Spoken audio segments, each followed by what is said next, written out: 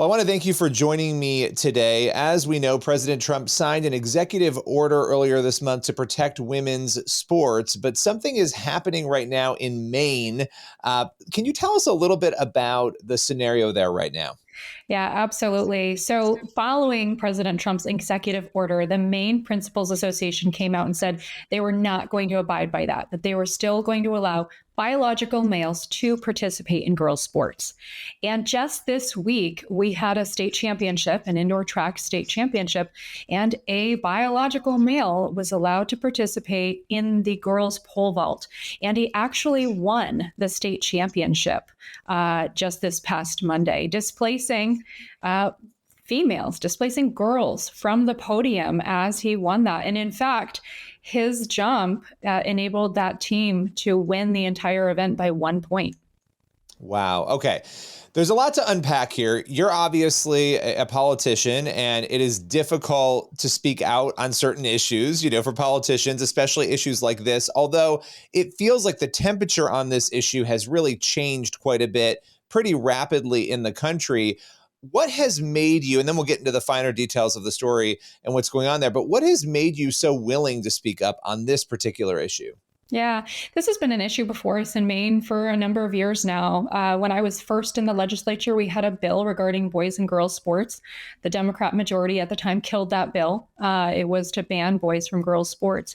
And so this has been an ongoing issue. And it is important that we speak up. This is not fair that our girls are having to compete on an unlevel playing field and that biological males are being permitted. And folks can't claim anymore that this is not happening when a boy wins a championship. And so I heard this from a friend who is impacted and immediately felt, I have to post this and share because it's not fair. These girls, you look at the picture and there's a boy on the podium in first place, and there's two girls who tied for second place that would have won if not for a biological male jumping in their category. That's just not fair for Maine girls. Have you paid any sort of price politically in terms of people reacting negatively at the very least as a result of speaking out on these issues? Yeah, I've heard from Maine folks on both sides of the issue. I've heard folks, saying, thank you so much for speaking up. Our girls deserve to have a fair and level playing field. I've also heard from folks who are unhappy about my post. This is a public event that this individual has chosen to take part in, and the results are public. And this is public information. And so I've heard from folks on both sides of the aisle. I've been asked by Democrat leadership in the House to take the post down. And as you can see, I have not done that. Our girls deserve folks standing up and advocating for a fair and level playing field. And we'll have legislation coming up this session in the State House to discuss this topic of if boys should be allowed to play in girls' sports here in Maine. And so there's going to be plenty of opportunity for folks to stand up and make their voices heard. What is your understanding of the executive order in terms of what it demands, and how can that be reconciled with this decision that is happening then at the state level? I think the executive order is pretty clear that boys should not be participating in girls' sports. And yet the Maine Principals Association has come out and basically said they plan to defy that and allow boys to participate in girls' sports. They have a policy that's been out for some time now that says that girls are allowed to participate in scholastic athletics in their gender identity. So not just their biological sex, but also their gender identity. And clearly that's what's going on here, and why this biological male was allowed to participate in pole vaulting on Monday and then won that championship. I mean, what do you think drives this? I mean, why do you believe, you made a case for why you think this is not fair.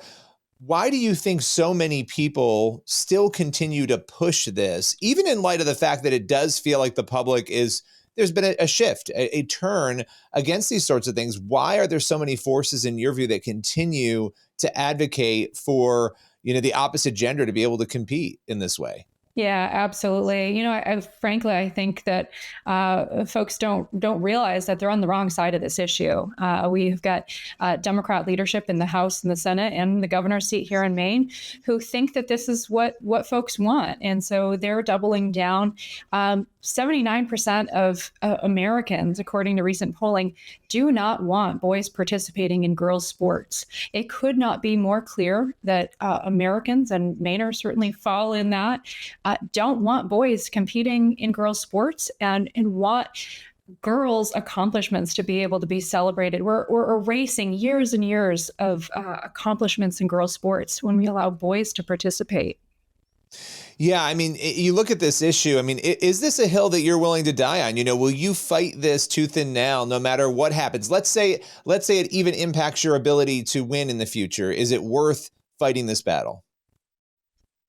Maine girls need to know that folks are standing up for them and are willing to advocate on their behalf. I think we haven't seen that enough in the past, and we need to make sure that they understand it's safe to speak up and say that they're not okay with this. We have girls who are afraid to speak up, and understandably, there's a lot of pushback. They need to know it's okay to stand up and say, no, this is not fair. This is not right. They worked really hard. These are kids who have worked really hard to become accomplished in the sport that they've chosen. And it is not fair. And we need grownups to be the grownups in the room and to stand up and say, this is not right. And we'll stand there for you. One of the things about this issue that I find really fascinating is that, and I don't know where you are on the faith side of things. We could talk about that if you'd like, but I bring that up because you have an issue that is very theological in nature. It's a very Christian issue, right? Gender and creation. But this is an issue that you have people who are atheists who are also agreeing with Christians on and saying, wait a minute, this isn't making sense for the reasons that you just detailed, right? They may not have a theological argument, but they have an argument. And then people in the middle, they're not really sure where they stand. They have an argument that this is unfair to young women and girls who have worked really hard. I don't know if you want to speak to that at all, but there aren't a lot of issues where you have that kind of alignment coming together. Yeah, absolutely. I think, because it touches on that core issue of fairness. And that speaks to folks across party lines. And I think people innately know, they understand that it is not fair to expect a female with a different musculature, a different body, a different habitus to be expected to compete against males with their natural advantages, whether you're talking about a more dense bone structure, their musculature. There are such distinct differences and advantages that strikes at that kind of innate sense of fairness. And so whether you're talking about conservatives or Christians coming at it from a biblical perspective, or whether you're talking about a progressive, a liberal who says, well, gosh, that doesn't sit with my support of fairness. I think it does intersect. Absolutely. So you're not taking this post down. You're not going to back down. What is your message to the critics who say, hey, Representative Libby, we don't want to hear this from you. Go away. Stop talking about this. What do you say to them? They can feel free not to tune in, but it's important that we continue to speak up for Maine girls and make sure that they, at the end of the day, have a level playing field and that they can participate in their sports and feel safe and know that folks are standing up on their behalf. Well, I so appreciate you taking the time to address this. Any final thoughts or comments for the audience today? Thank you so much. Appreciate you helping bring light to this issue and making sure that Maine girls have a voice in this.